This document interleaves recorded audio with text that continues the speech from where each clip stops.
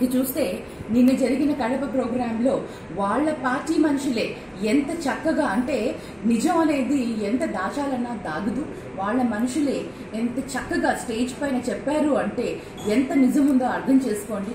పసుపు కుంకుమ పేరుతో డబ్బులన్నీ కూడా వృధా చేస్తున్నారు, మహిళలకి ఏదో చేస్తున్నా అని చెప్తున్నారు, కానీ ఎటువంటి స్కీమ్స్ లేవు. ఇవన్నీ కూడా మభ్యపెట్టే ప్రయత్నం, రాజకీయ లబ్ధి కోసం చేసే ప్రయత్నం అందరూ కూడా అర్థం చేసుకోవాలి.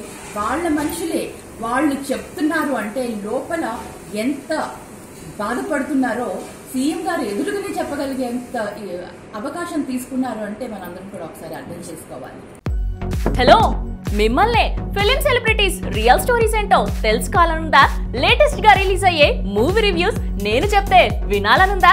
ఇంకెందుకు ఆలస్యం, యోయో టీవీని సబ్స్క్రైబ్ చేసుకోండి. అలాగే మర్చిపోకుండా యోయో టీవీ యాప్ ని కూడా డౌన్లోడ్ చేసుకోండి.